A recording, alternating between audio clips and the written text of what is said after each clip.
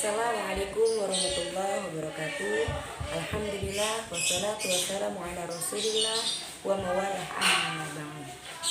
Perkenalkan, nama saya Pipi Alidia, NIM 2015-332.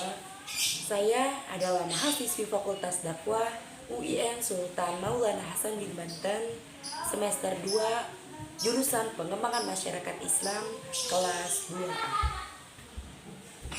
Di sini saya akan menyelesaikan tugas mata kuliah filsafat yang diampu oleh Bapak Ahmad Fadil LC.MHum. Langsung saja, saya akan menjelaskan 3 tema esai yang saya buat. Yang pertama yaitu tentang sejarah dengan tokoh filsuf Franz Bacon. Hampir setiap hari kita memiliki sejarah dalam hidup. Begitu juga dalam keluarga, dalam lingkungan di mana kita berada di titik semua hal yang ada pada saat ini. Semuanya pasti memiliki sejarahnya. Sejarah yang merupakan peristiwa pada masa lampau sangat menentukan apa yang terjadi pada masa kini. Begitu juga menentukan apa yang akan terjadi pada masa yang akan datang. Secara etimologi, kata sejarah berasal dari bahasa Arab, yaitu sajarotun yang artinya pohon. Pohon melukiskan pertumbuhan yang terus-menerus dari tanah atau dari bumi ke udara dengan berbagai macam pertumbuhan, yaitu dengan batang, ranting, daun, akar, dan buah. Bagian-bagian dari pohon itu menunjukkan adanya aspek-aspek kehidupan yang saling berhubungan, di mana terdapat dinamika yang bersifat aktif dan tidak pasif, yang terus-menerus terjadi beriringan dengan ruang dan waktu. Di mana kehidupan itu ada titik, ada juga lambang pohon yang menunjukkan adanya suatu kehidupan pertumbuhan. Dalam bahasa Yunani, kata sejarah berasal dari historia yang berarti belajar. Sehingga sejarah merupakan ilmu pengetahuan yang mempelajari segala peristiwa dalam kehidupan umat manusia. Franz Bacon, seorang filsuf negarawan, mengemukakan bahwasanya sejarah merupakan berbagai pengetahuan atau ilmu yang bersifat individual untuk membedakan dengan filosofia atau dengan filsafat yang berbicara mengenai hal-hal yang bersifat umum. Mempelajari sejarah bukan hanya bertujuan untuk mengetahui kejadian atau peristiwa penting di masa lalu, namun juga mengajarkan berbagai bentuk pengalaman yang terjadi sepanjang sejarah manusia, baik keberhasilan maupun kegagalan. Sehingga mempelajari sejarah sangatlah penting bagi kita agar dapat mengetahui dan mengenal akar sejarah hidup kita. Karena mau tidak mau kita adalah hasil dari pencapaian dari peristiwa sejarah tersebut. Bangsa Indonesia dapat menjadi bangsa yang besar dan merdeka seperti saat ini tidak lepas dari jasa dan pengorbanan para pendahulu kita yang berjuang mati-matian untuk melepas diri dari cengkraman para penjajah. Dengan mengetahui akar sejarah kita, bangsa Indonesia dapat membuat kita menjadi bukan hanya sekedar manusia biasa yang sekedar hidup di bumi. Palingkan sebuah pencapaian dari sebuah peradaban dan pencapaian para pahlawan. Esai kedua yaitu tentang alam semesta dengan tokoh filsuf Al-Kindi. Alam semesta perlu dibahas karena alam begitu istimewa dan banyak sekali yang bisa kita pelajari di dalamnya. Semakin jauh manusia mengungkap alam semesta beserta skala ruang dan waktunya yang luas, serta keanekaragaman objeknya yang tak terkira, semakin mereka sadar bahwa manusia sama sekali tidak istimewa dan hanya merupakan sebutir debu dalam lingkup semesta. Alam, dalam bukunya Osman Bakar yang berjudul Tauhid dan Sains mengatakan bahwa alam adalah sumber berbagai jenis pengetahuan, matematika, fisika, metafisika, ilmiah dan spiritual, kualitatif dan kuantitatif, praktek dan estetis. Alam semesta merupakan realitas yang dihadapi oleh manusia yang sampai kini baru sebagian kecil saja yang dapat diketahui dan diungkap oleh manusia. Bagi seorang ilmuwan akan menyadari bahwasannya manusia diciptakan bukanlah hanya untuk menaklukkan seluruh alam semesta, akan tetapi menjadikannya sebagai fasilitas dan sarana ilmu pengetahuan yang dapat dikembangkan oleh manusia. Secara filosofis, alam itu kumpulan substansi yang tersusun dari materi dan bentuk yang ada di langit dan di bumi.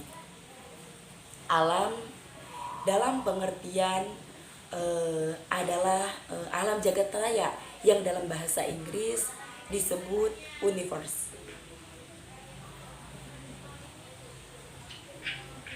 Tujuan penciptanya alam semesta menurut perspektif Islam pada dasarnya adalah sarana untuk menghantarkan manusia pada pengetahuan dan pembuktian tentang keberadaan dan kemahakuasaan Allah Subhanahu wa taala. Sebagaimana firman Allah Subhanahu wa taala dalam surat Ad-Dukhan ayat 28 sampai 39, bahwasannya kami tidak menciptakan langit dan bumi dan apa yang ada antara keduanya dengan bermain-main. Kami tidak menciptakan keduanya melainkan dengan hal. Kebanyakan mereka tidak mengetahui. Al-Kindi menjelaskan bahwa alam ini dijadikan Tuhan dari ada yang dan tidak ada, mengatur serta menjadikan alam itu sesuatu yang sangat indah. Dia mengatakan 3 argumen, yakni gerak, zaman, dan benda. Benda menjadi ada, harus ada gerak. Masa gerak menunjukkan adanya zaman. Adanya gerak tentu mengharuskan adanya benda. Mustahil kiranya adanya gerak tanpa adanya benda. Ketiganya, sejalan akan berakhir di sisi lain. Benda memiliki 3 dimensi, yaitu panjang, lebar, dan tinggi. Ketiga dimensi ini membuktikan bahwasannya benda tersusun, setiap yang tersusun tidak setiap itu dikatakan kodim.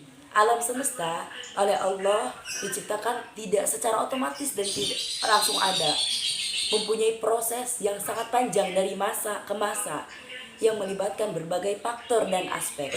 Allah tidak menciptakan alam ini sekaligus, akan tetapi justru akan adanya proses itulah maka terciptanya dan muncul apa yang disebut dengan kehidupan, baik bagi manusia ataupun makhluk lain yang diberi hidup oleh Allah Subhanahu wa taala. Al-Ghazali juga menyatakan bahwasannya adanya alam diawali dari tidak ada menjadi ada.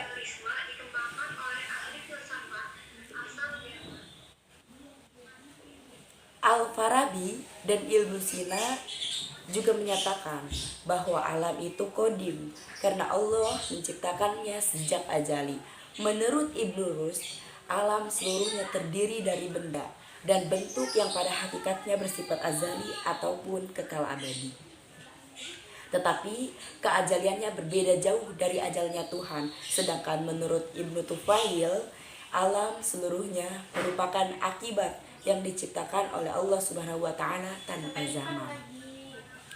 Esai ketiga yaitu tentang manusia dengan tokoh filsuf Aristoteles. Manusia adalah kita, salah satu makhluk hidup dari berbagai makhluk hidup yang ada di bumi. Manusia sebagai makhluk individu yang paling sempurna karena diberikan akal, pikiran, dan perasaan, sehingga mampu memiliki tanggung jawab akan dirinya yang berguna untuk mengembangkan kemampuannya. Dalam ilmu mantik atau ilmu logika, manusia disebut sebagai al-insanu hayawanun natik, atau manusia adalah binatang yang berpikir. Natik sama dengan berkata-kata atau membawakan pendapatnya yang berdasarkan pikirannya.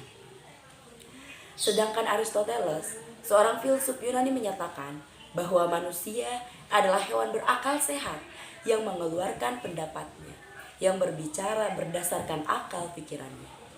The Animals, the Renaissance. Manusia adalah hewan yang berpolitik, hewan yang berfamili dan bermasyarakat, mempunyai kampung halaman dan negara. Aristoteles dalam Asari 1982 mengidentifikasikan manusia berakal, berbicara, berpolitik, berkeluarga, bermasyarakat. Kemanapun dimungkinkan karena manusia memiliki yang di dalamnya terdapat diungkap sebuah simbol-simbol. Hakikat manusia adalah sebagai hamba dan khalifah Allah Subhanahu wa taala di bumi, yang terdiri dari 3 unsur, yaitu jasmani, akal, dan rohani.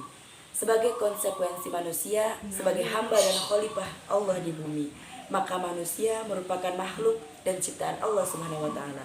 Makhluk yang terlahir dalam kondisi tidak berdaya atau dari kertas bersih, membutuhkan bantuan dari orang lain, makhluk yang memiliki kemampuan berpikir, makhluk yang memiliki akal budi, makhluk yang selalu ingin tahu tentang segala sesuatu, makhluk yang mempunyai kemampuan berbahasa, makhluk yang mampu membuat perangkat peralatan, makhluk sosial yang mampu bekerja sama, makhluk yang mampu berorganisasi diri untuk memenuhi kebutuhan hidupnya, makhluk yang hidup atas dasar prinsip-prinsip ekonomi, makhluk yang beragama, makhluk rasional yang bebas bertindak berdasarkan asal moral, makhluk dengan kontrak sosial untuk menghargai dan menjaga hak orang lain.